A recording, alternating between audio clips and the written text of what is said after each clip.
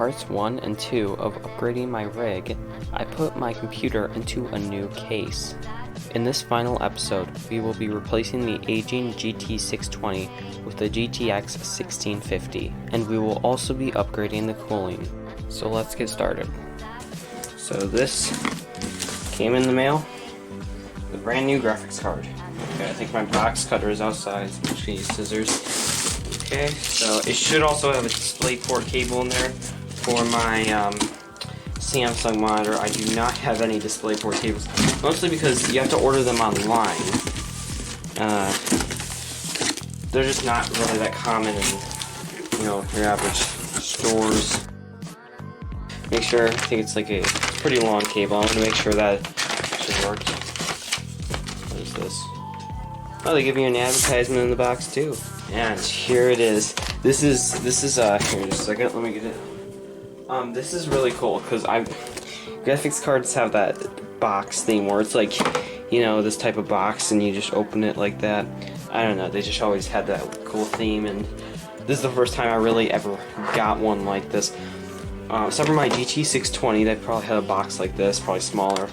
But that was like, I got that one, was like, I don't know, 6, maybe 8, I think 8. So yeah, here we go.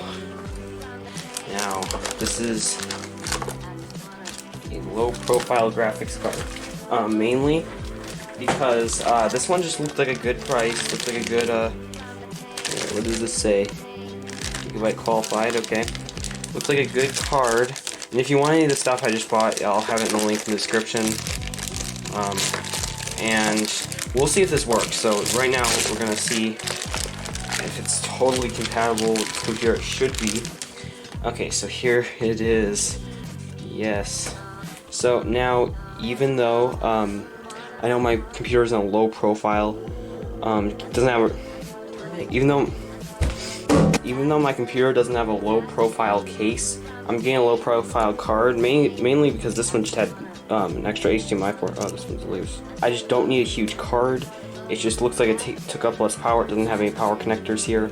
I have a smaller power supply. Someday I'll upgrade my power supply, but just starting with the graphics card. And if I ever need to put it in my server, which is a low profile case or a small form factor case, I can just put this thing in. If I ever have to do anything like that, like put it in a small form factor computer, I have this up and ready, I guess, for that. So yeah, looks pretty nice. Let me just see if there's anything else in the box. Oh, here's the low profile bracket. If you need to do that, you can just remove the other one. You got the quick guide, all your documentation, just your average for any really gigabyte graphics card stuff. So yeah, let me get the computer out and I will install new graphics card. Here we go. Oh, I forgot. This is one of the normal cases, so I'm gonna have to flip it around. I'm just going to unscrew this yet again. And I have to say, it's been like maybe a week with this case. It's been pretty good. I have to kind of get used to opening the panel here and pressing the power button, but that's nothing. I like the amount of space in there. Of course, the cable management isn't great, but it's a lot better than my old case. So, first of all, screw this loose screw. I don't know why that one came out, but maybe because they had them kind of loose, I guess they just suppose you're going to put the low profile bracket on, so I don't know.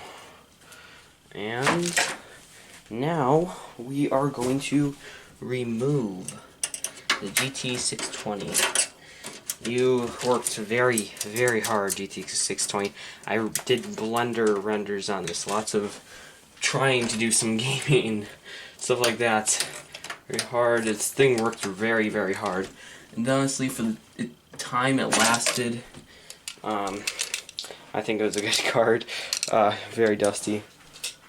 Now we're going to take the PCI connector, or the PCI protector off of here. Nice and branded. It has Gigabyte on it. I don't know if you can see that. There you go. We are now going to, actually I should have done this first. We're going to remove the second PCI slot protection thing here. And these don't go back in. They just come out and stay out. So I guess I'm going to have to another one for if I wanted to put it back in. Alright, so now we're going to put the GTX 1650 And I'm just going to be really careful. I want to make sure I get everything all even. Second, let me check. Doesn't look like it's going in too well. Maybe I have to take the front protectors off or something, I don't know. Something's not too even here. Let me check with my 620 card. Maybe it's the case. I think I have to push this a little bit forward. Little things, or maybe I accidentally bent it once. Some of those things in this case are a little wonky. Oh yeah, that's better. That's a lot better.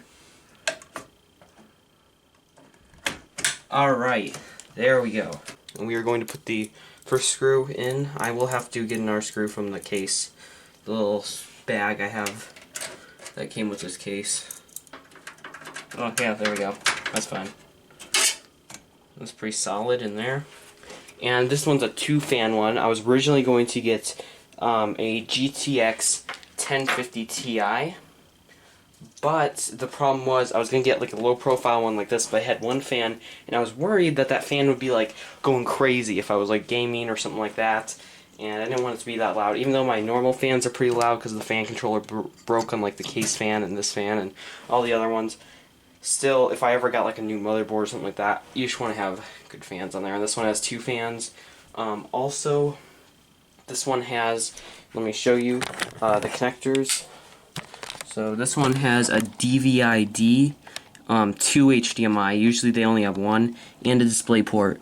Now for the display port, I'm going to plug in that into my monitor, my Samsung monitor over here, and then DVI-D to my Dell over here.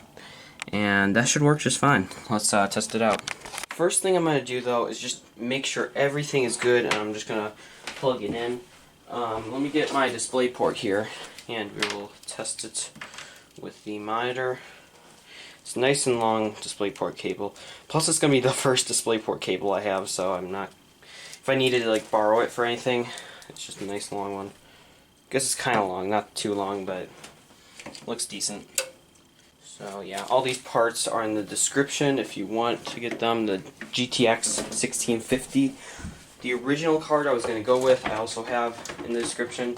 And then this DisplayPort cable, which I also got from Newegg, is in the description as well. Okay, now I plugged it in, and I'm going to move this over just a bit, so then maybe we can like see the screen here. Alright, we got power. Let's turn it on. Okay, GPU fans are running. Let me make sure it's on the right input. And it turned off. That's not a great sign. Sometimes it has that problem.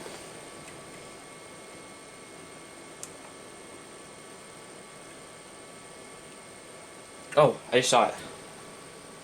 Oh, there we go, there we go, there we go. Okay, Windows is starting. There's some weird stuff, but I'm sure that's just the graphics driver problem. Okay, we're having some problems. Hopefully, I really hope that's just a graphics driver problem. Yeah, it looks pretty bad. I'm sure we're going to have to get some graphics here, drivers. So I'm going to get that, and then we'll see how it goes. Well, after installing all the drivers, I still had some flickering on the screen. Here, let me show you. I'm going to plug in the, actually currently it's on DVI-D, and I'll tell you why in just a second. Currently it's on, let's go to DisplayPort. Come on, monitor. See, so we're having this problem with the monitor. It's going crazy. Either the cable's terrible, which could be the case, but I think I was having a problem with the monitor. So this monitor, it was having a problem with the DVI on my GT620. So I think the problem is this monitor, because I'm getting fine inputs elsewhere. There's one display port on my file server, so we will test it out with this monitor, because I am really just curious. Yep, there we go. The weird jumpy graphics. So it's, yeah, either the cable, which is brand new, even though it's kind of one of those, it's actually not too cheap. It was cheaper, but I mean, it's a pretty thick cable. It's a decent cable, probably. I have reasons to believe it's the monitor because of the Probably just was thrown in a dumpster once, or not a dumpster, electronic recycling. So this was from 2016, so it's newer, but I think it's got that problem, so I'll try to look into that. After lots of testing, I found out that the monitor just isn't working properly, so I'll have to only use my Dell monitor for now. Here is a comparison in GPU-Z of the old and new GPUs. I also did some benchmarks in 3D Mark, Valley Benchmark, and Superposition Benchmark, and you can clearly see who won. I never really knew about the Superposition Benchmark until I went to download Valley Benchmark. And I honestly have to say it just looks really cool, especially with that Nixie display right there. It's a very interactive benchmark, and I wish I had a VR headset because you can actually play it in VR. The GTX 1650 has worked really well with gaming, and it makes games run really smooth now. Even Gary's mod was struggling on my GT 620, but with the GTX 1650 it runs a lot better now. Alright, I don't know what part of the video this is going to be at, but for the monitor problem, I just have my Dell Ultra Sharp hooked up with DVI. I know, just DVI, but that's okay. It doesn't have any HDMI or anything like that, but it's a really good monitor, even though it's from 2007. It has excellent picture because it was a great monitor at the time, and like the name states, it is ultra sharp. My Samsung one though, that one seemed to have a problem. I looked at the board, nothing seemed wrong. It must just have some weird firmware problem or something like that. At American Science Surplus, I got a ton of stuff for my computer and for some other projects. Some fans actually. And it's a really awesome store. They just got a ton of random stuff. New fans, old fans.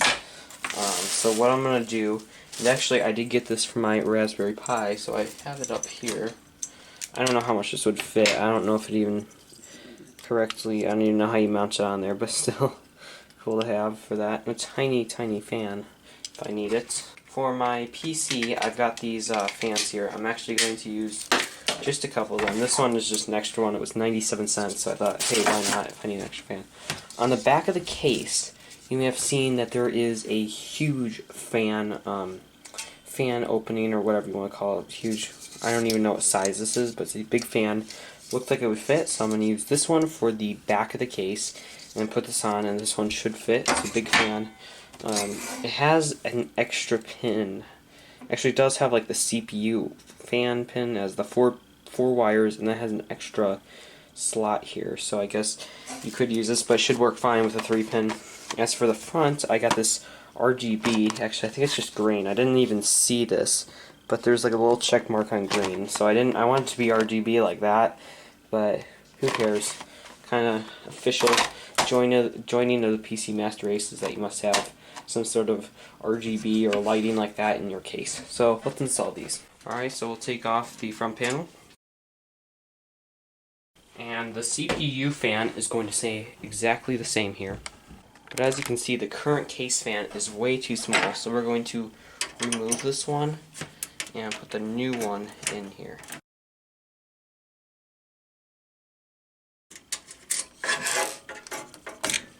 Alright, so we disconnected this fan.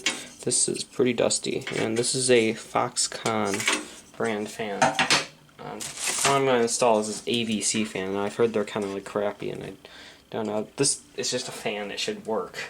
No, I had to give it a wash because it was pretty much, it was really dusty, so I'm going to let this one dry while I install the front fan. The front fan is right in here, so we're going to have to pop off the front here.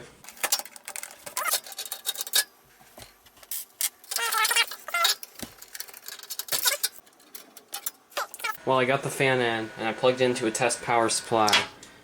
Probably the most annoying fan I've ever heard. It sounds like it's like hitting something, so I suppose I could like spray WD-40 in it or something, but I don't know. But it's green. Hey, it's green, so who cares about the noise if it's green? And it adds like a really stupid tint thing to my weird vents on the front of my weird case here. Let's see if we can get this in and take a look at it. Hey, the fan gets even more annoying as you put the case on. See, there's some green light coming out the bottom there. Alright, so now we're going to work on the rear fan. So it's all dry here and all the dust is off of it, or most of the dust. We're going to have it blowing out of the case. And just for screws, I'm just going to sacrifice a couple of the screws holding this kind of like fan guard thing here. I don't really need it. I'm just going to keep it for whatever reasons. I guess it's there if you're like working on the computer and like you don't want to get your hand cut off.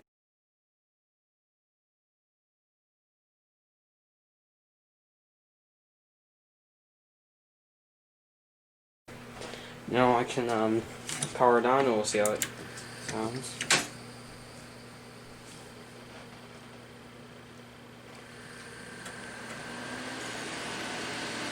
Okay, this one isn't too much loud. It's loud, but it's not too much louder than the other fan that was in here. I've been using my computer after the upgrade for quite a while now, and I have to say I like it a lot better. The graphics card is a lot better, the cooling is a lot better, and it's quieter. And I do like the look of the case, as it is really weird, but I do like the look of weird things. I hope you enjoyed this video, and I'll see you in the next one.